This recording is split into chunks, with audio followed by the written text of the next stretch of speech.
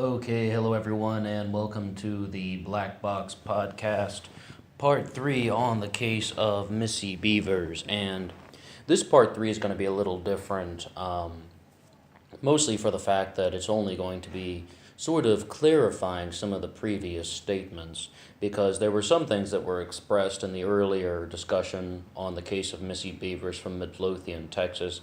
However, I do not think that some vital information was included into that. First of all, if anyone just by some chance clicks this one first, there are two other parts to the podcast, part 1, part 2 from Black Box, and there is also an enormous amount of information online. You can find news articles and news clips all under the name of Missy Bevers, and talking about the case of the woman who was murdered in 2016 in Midlothian, Texas, inside a church. 30 minutes prior to the murder, a figure was seen dressed in police getup, SWAT team gear, head to toe, everything except maybe the eye regions, walking up and down the halls of the church with no specific motive in place, unless the motive was murder.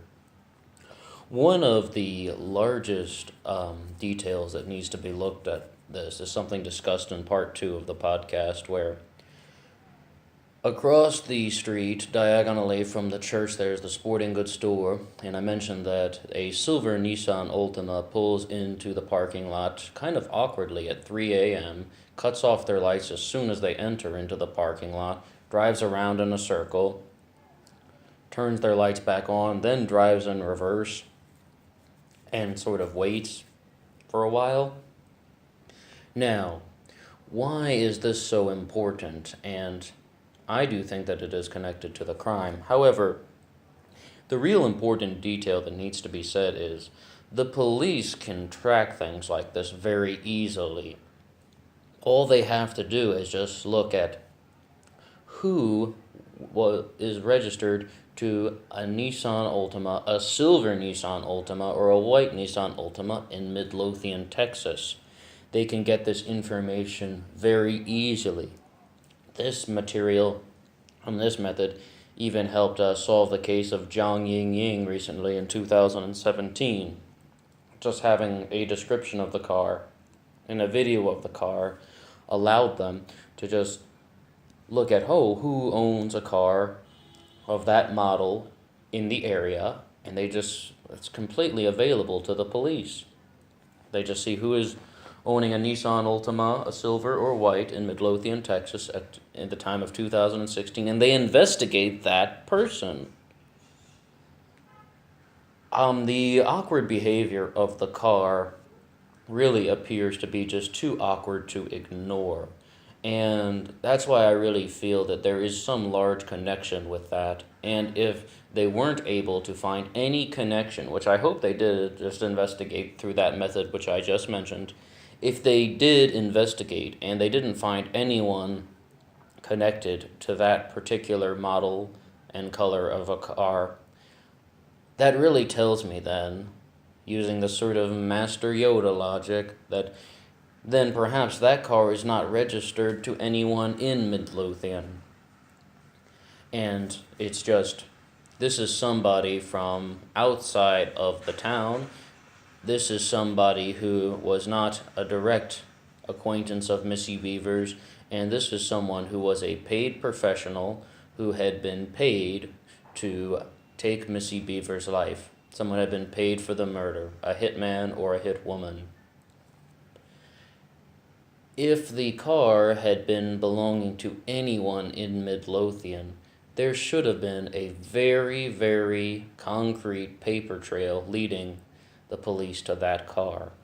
And these are the things that first-time killers and amateur criminals always let loose. There is always just this enormous amount of evidence that is forgotten about. They overlook major details, and this is how they are caught most of the time. Remember the show 48 Hours? It's called 48 Hours because that's the really sort of key critical window that people have when they're looking at these sort of cases. Because the criminals always leave a lot of evidence behind. And I'm just not seeing that here. I kept using the word flawless to describe the murder of Missy Bevers, and no, it's not flawless. I shouldn't have said that, but what that was meant to say was, where's the evidence? This person didn't leave anything behind. Not a single fiber from a costume, not a single tire track, not a single paint chip or human DNA sample, none of that we know of. Perhaps some information has not been released to the public, but if this were not a professional hit, and this is just a first-time killer who suddenly got the idea, well, I don't like that woman, Missy. What am I going to do?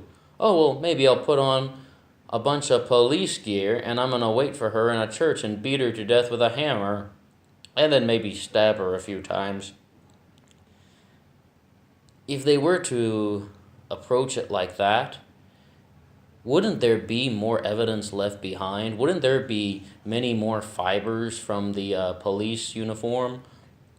Wouldn't there be a lot more foot tracks, more tire tracks, more of everything? There should have been more evidence left behind, unless this person is very familiar with crime scenes and they knew how to make the evidence disappear. They knew how to enter a scene without leaving evidence. And that really just kind of tells me that this is someone who has done this before, and somebody who was close to Missy Bevers ordered a professional hit. They contacted somebody they knew that does this kind of work, and that person assassinated Missy Bevers for money. The other thing that we need to look at in relation to the costume is, again, I tried to sort of explain this in part 2 of the podcast, and maybe I didn't do the best job.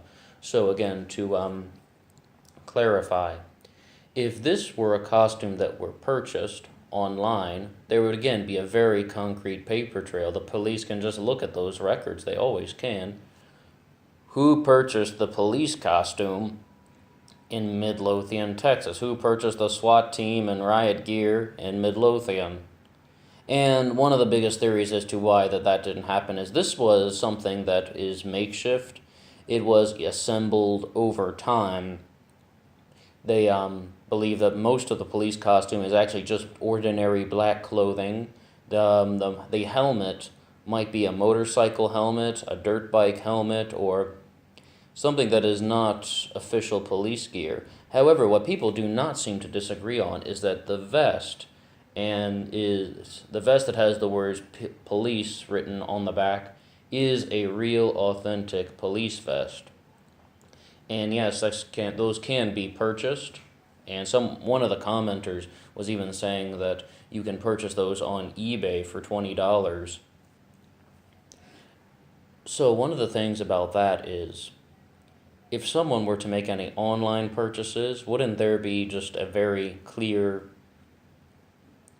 trail?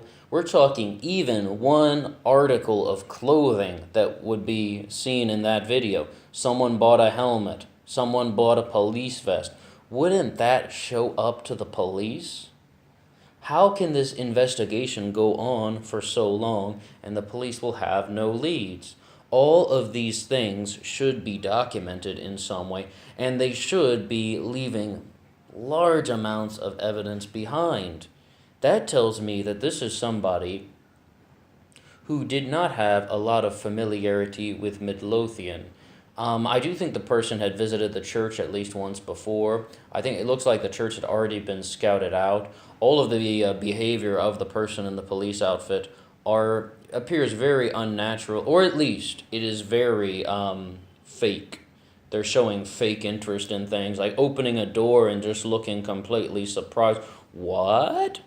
It's just very exaggerated movements, not to mention the odd walking posture. And either the person had visited the church once before in anticipation of murdering Missy Bevers, or this person is just, again, doing that theory that I mentioned in the first two parts of the theory, of the podcast rather, that they are just walking on circles to try and throw off the security cameras, to try and create this enormous distraction. And it's almost like a very practical way of approaching something like this. You wear this police outfit, which does not look threatening at first glance. It looks like a police uniform. And then you just walk in circles, poking your head into things. So when you see it on the security cameras, it's perplexing. You don't know what to make of it. And it really just confuses people rather than startling them. And I guess that sort of answers the questions, why not just wear a black ski mask and hide in the dark? Well, everyone would know exactly what that was. That's someone breaking in for a malicious purpose. This is more confusing. This throws people off. It is just, it doesn't feel like the work of a first-time killer to me. And also, not to mention the two big reasons that we stated in the video already. No link to the car, no link to the police uniform. There is no paper trail. That really tells me that this is a car that is not registered in Midlothian, Texas. This police costume or uniform, which had never been recovered, is from someone who lived outside of Midlothian, Texas, and this person probably came to the town specifically for the murder of Missy Bevers. This is probably a paid hit job where somebody, again, this does not have to be very complicated. It's just, we see this in a lot of true crime stories. Somebody just knows somebody. Somebody knows somebody who does this kind of work, and they give them a phone call. It's not unheard of in America. There are people who do killing for hire. It's not like Wild West, if you will. It is 21st century. These stories do exist. So, if all of these trails have gone cold and there is not a single scrap of evidence left behind, not to mention this enormous perplexing distraction, it really tells me that this is not somebody that Missy Bevers knew, that most likely somebody she knew could have hired the hitman or hitwoman, but this was done by a professional who knew how to destroy evidence, who knew how to avoid cameras, who knew how to leave a scene quick enough, and who knew how to not get caught. I just feel if this was anyone from Midlothian, there would be a much larger trail of evidence. Well, that's really all I can say about that for now, and I'm very curious to know what anyone else would think, and if I've misstated any of the information. There's a lot on the internet. I'm open to correction always. But really, I just want to hear, what do other people who are exploring this case think? Do we have any sort of leads, any sort of theories, any sort of something to add to the discussion? All right, well, everybody have a good weekend. Talk to you soon.